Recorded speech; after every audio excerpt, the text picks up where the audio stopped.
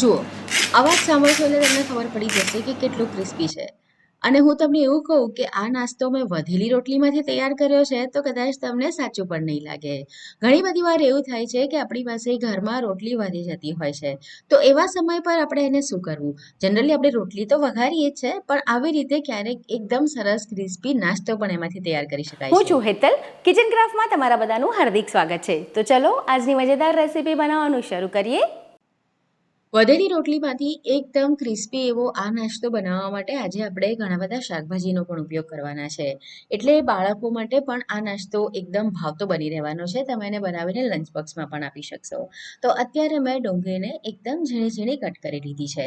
તમે જો લસણ અને ડુંગળી નથી ખાતા તો તમારે આ રેસીપીમાં લસણ અને ડુંગળી સ્કીપ કરી દેવાના અને બાકીની જે વસ્તુઓ છે ને એ પ્રમાણે તમે આ રેસીપી ચોક્કસથી બનાવી શકો છો. તો અત્યારે મેં એક મીડિયમ સાઇઝની ડુંગળીને આ રીતે એકદમ ઝીણી ઝીણી કટ કરી લીધી છે. સાથે અહીંયા આગળ મેં આદુ મરચાં અને લસણ લીધા છે. તો 3 નંગ લીલા મરચાં, 3 કળી લસણ અને નાનો ટુકડો આદુનો એને પણ પાણી નાખ્યા વગર વાટી લેવાનો. અહીંયા આગળ મેં 1 નંગ ગાજર લીધું છે. તો ગાજરને આપણે ચોપરની અંદર ચોપ કરી દઈશું. તમે છીણીને પણ ઉપયોગમાં લઈ શકો અને આ રીતે એને ચોપ કરીને પણ લઈ શકો.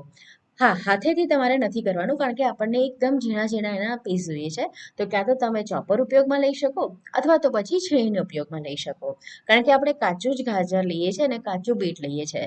તો એને ચઢાવવાનું છે. તો જો નાની સાઈઝ હશે ને તો જલ્દીથી એ તૈયાર થઈ જશે. અને અત્યારે હું લગભગ 6 રોટલીનો ઉપયોગ કરવાની છું, તો એના માટે મેં આટલી ક્વોન્ટિટી લીધી છે. તમારી પાસે રોટલી વધારે હોય તો તમે ક્વોન્ટિટી એ પ્રમાણે પ્લસ કરી શકો છો. તો ગાજરને મેં ચોપરની અંદર ચોપ કરી લીધું છે.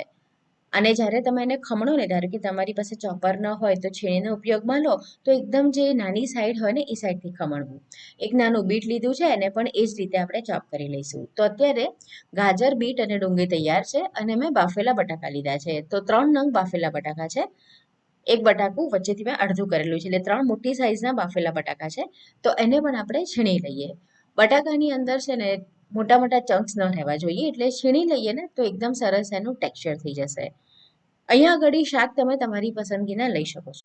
આ રીતે તૈયાર થઈ જાય પછી એક પેનમાં થોડું તેલ લઈ એની અંદર હાફ ટીસ્પૂન જીરું અને 1/4 ટીસ્પૂન હિંગ નાખવાની છે. અને આદુ મરચાં લસણની જે પેસ્ટ આપણે વાટી હતી ને એ એની અંદર એડ કરી દઈશું. તમારે તીખાશમાં જે પ્રમાણેની જોઈતી હોય ને એ પ્રમાણે તમારે અહીંયા આગળ લીલા મરચાંની ક્વોન્ટિટી લેવાની છે. મેં જે મરચાં ઉપયોગમાં લીધા એ થોડા તીખા છે. થોડા સંતળાઈ જાય આદુ મરચાં લસણ પછી એમાં ડુંગળી એડ કરી દઈશું. આમાં ખાસ ધ્યાન એ રાખવાનું છે કે લસણ અને ડુંગળી એનો જે કાચો ટેસ્ટ છે ને એ ન રહેવો જોઈએ. બંને વસ્તુઓ એકદમ સરસ રીતે ચડી જવી જોઈએ. તો ડુંગળીને પણ ગુલાબી કલરની થાય ત્યાં સુધી આપણે સાંતળી લઈએ. આ રીતનો એનો કલર આવી જાય પછી એની અંદર ગાજર અને બીટ એડ કરી દેવાના છે. અને બંને આપણે એકદમ નાના કર્યા છે એટલે ફક્ત 5 જ મિનિટની અંદર એ ચડી જશે. એટલે ઘણી વાર એવું થાય કે રોટલીઓ સવારની વધી હોય ને સાંજે કે બહુ વધારે વસ્તુ ન બનાવી હોય ને તો પણ તમે આ જમવા માટે પણ ઉપયોગમાં લઈ શકો, એટલું ટેસ્ટી બને છે. તો 5 મિનિટમાં જ આપણા ગાજર અને બીટ એકદમ સરસ સંતાઈ ગયા છે. તો હવે એની અંદર બધા મસાલા એડ કરી દઈએ. તો અહીંયા ઘડી મેં હાફ ટીસ્પૂન મરી પાવડર એડ કર્યો છે. હાફ ટીસ્પૂન આમચૂર પાવડર ઉમેરવાનો છે. હાફ ટીસ્પૂન અહીંયા આગળ મેં સોલ્ટ એડ કર્યું છે, એટલે કે મીઠું એડ કર્યું છે. હાફ ટીસ્પૂન ગરમ મસાલો ઉમેરવાનો છે. અને વટાણા અહીંયા આગળ મેં લીધા છે લગભગ 1/3 કપ જેટલા. આ બાફેલા વટાણા છે અને બટાકા એડ કરી દઈશું. આગળ મેં તમને કીધું એમ તમને જે પણ શાકભાજી ગમતા હોય ને એ બધા જ તમે અહીંયા આગળ ઉપયોગમાં લઈ શકો છો. તમે ફણસી પણ ઉપયોગમાં લઈ શકો, ફ્લાવર હોય તો એ પણ ઉપયોગમાં લઈ શકો. થોડી આપણે કોથમીર એડ કરી દઈએ અને બધી જ વસ્તુઓને સરસ રીતે મિક્સ કરી લઈએ. તમારે જો ફણસી ઉમેરવી હોય તો એને પણ ચોપ કરી લેવાની અને ફ્લાવર એડ કરવા હોય તો એને પણ ચોપ કરી લેવાના ગાજર અને બીટની જેમ. અને પછી બધી જ વસ્તુ એકસાથે ચડવી લેવાની. તો શાકભાજીથી ભરપૂર એવો આ નાસ્તો ખાવામાં ટેસ્ટી લાગે છે. એટલે બાળકોને જો શાકભાજી ન ગમતા હોય ને તો તમે આ રીતે એને નાસ્તો તૈયાર કરીને આપી શકો.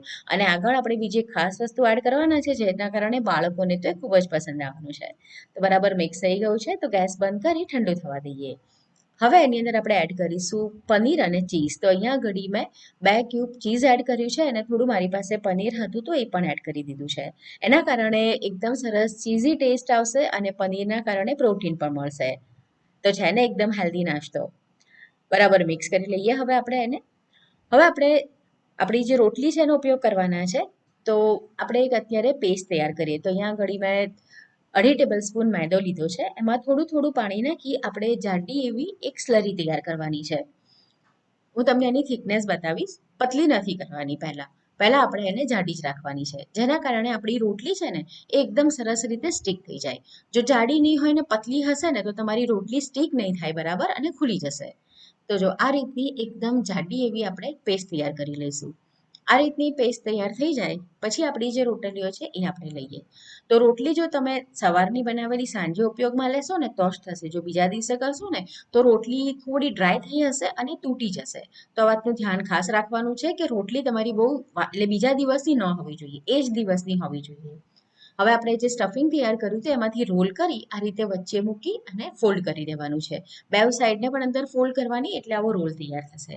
અને છેડાના ભાગ ઉપર આપણે જે જાડી પેસ્ટ બનાવી છે ને મેદાની એ લગાડવાની છે, એટલે એકદમ સરસ રીતે સીલ થઈ જશે. જો હું તમને બીજું પણ એક કરીને બતાવું તો તમને આઈડિયા આવશે. આ રીતે સરસ સીલ કરવાનું છે, નહીતર શું થશે કે આપણે જ્યારે એને ફ્રાય કરીશું ને તો એ ખુલી જશે. અને તમારે જો ફ્રાય ન કરવું હોય તો કેવી રીતે કરી શકાય એ પણ તમને આગળ જણાવું છું. તો આ રીતે એક રોલ તૈયાર કરી લેવાનો છે. જો વચ્ચે તમારે સ્ટફિંગ મૂકવાનું, બેવ સાઈડથી ફોલ્ડ કરી અને આ રીતે તમારે એને સ્પ્રિંગ રોલ બનાવીએ છે ને બસ એ જ રીતે એને ફોલ્ડ કરી લેવાનું છે. અને આગળનો જે ભાગ છે એને જાડી એવી આપણે જે પેસ્ટ બનાવી છે એનાથી સીલ કરી દેવાનો. જો પતલી હોય ને તો એ ખુલી જાય, તો એટલા માટે જ મેં આગળ જણાવ્યું હતું કે એને જાડી રાખવી ખાસ જરૂરી છે.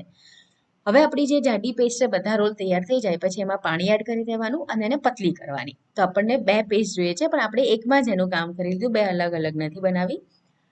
હવે એમાં થોડા મેં ચીલી ફ્લેક્સ અને થોડું મીઠું એડ કરી દીધું છે. હવે આ જે સ્લરી છે ને એકદમ પતલી કરવાની છે. અહીંયા જો તમને ગમતું હોય તો તમે સ્ટફિંગમાં ચીઝ ને એવું વધારે ઉપયોગમાં લીધું હોય ને તો ઓરેગાનો ફ્લેવર પણ આપી શકો. ચીલી ફ્લેક્સની સાથે ઓરેગાનો અથવા તો પિઝા સિઝનિંગ પણ એની અંદર એડ કરી શકો. હવે આપણા જે રોલ છે તૈયાર થઈ ગયા છે. તો રોલને આપણે આ સ્લરીની અંદર ડીપ કરવાના છે. હવે તમે એને ડાયરેક્ટ પણ તળી શકો, પણ હું આજે અહીંયા આગળ બ્રેડ ક્રમ્સનો ઉપયોગ કરવાની છું. તમારી પાસે બ્રેડ ક્રમ્સ ના હોય તો આપણા જે પૌવા હોય છે બટાકા પૌવાના એને ગ્રાઇન્ડ કરીને એનો ચૂરો પણ ઉપયોગમાં લઈ શકો. પેલી જે સેવૈયાની સેવ આવે છે એ પણ તમે લઈ શકો, કોર્નફ્લેક્સ પણ લઈ શકો. ઘણી બધી વસ્તુઓ છે જે તમે ઉપર ક્રિસ્પીનેસ માટે લઈ શકો અને ન લેવી હોય તો એઝ ઇટ ઇઝ પણ એને તળી શકો. આ રીતે બધા રોલ તૈયાર થઈ જાય પછી આપણે એને તળવા મૂકીશું. તેલને એકવાર પહેલા બરાબર ગરમ કરી લેવાનું, ગેસની ફ્લેમને મીડિયમ રાખવાની. અને એક રોલ મૂકીએ ને તો રોલની સાઈઝ મોટી છે એટલે પહેલા એને થોડો તળાવા દેવાનો. નહીતર શું થશે, બ્રેડ ક્રમ્સ છે ને એક સાથે 2-3 મૂકી દેશો ને તો એકબીજાની સાથે સ્ટીક થઈ જશે. તો આ રીતે પહેલા એને થોડો તળી લેવાનો. થોડો એ તળાઈ જાય ને પછી આપણે બીજો રોલ મૂકવાનો. અને રોલની સાઈઝ મોટી છે તો એક સાથે કડાઈમાં 2 કે 3 જ આવશે, એનાથી વધારે નહીં આવે. અને મૂકો તો આ રીતે ચમચાનો ઉપયોગ કરવો જેથી દાઝી ન જવાય. અને ઉપર આ રીતે ગરમ ગરમ તેલ ઉડાડતા રહેવાનું એટલે જલ્દીથી એ તળાઈ જશે. લગભગ 5 થી 6 મિનિટ જેટલો સમય લાગશે કારણ કે રોટલી છે ને તો એકદમ સરસ એ ક્રિસ્પી બનવી જોઈએ. તો જો એકદમ ફાઇન એનો કલર આવી ગયો છે અને હજુ ઠંડુ થશે ને એટલે કલર થોડો ડાર્ક થશે. તો આ સમય પર આપણે એને બહાર કાઢી દઈશું. હું તમને એનો અવાજ બતાડીશ તો તમને અવાજ પરથી જ ખબર પડી જશે કે આ કેટલો સરસ ક્રિસ્પી બન્યો છે. તો હવે જ્યારે પણ તમારી પાસે ઘરમાં રોટલી વળી જાય તો રોટલી વઘારવાને બદલે આ રીતે એકવાર આ ચોક્કસ નાસ્તો પણ તૈયાર કરી જુઓ. તમને આજની રેસીપીનો વિડીયો કેવો લાગ્યો ફ્રેન્ડ્સ કમેન્ટ કરીને મને ચોક્કસ જણાવો. રેસીપી પસંદ આવી છે, વિડીયો પસંદ આવ્યો છે તો વિડીયોને લાઇક કરી તમારા ફ્રેન્ડ્સ અને ફેમિલીની સાથે એને જરૂરથી શેર કરો. તો ફરીથી મળીએ નવી મજેદાર રેસીપીની સાથે.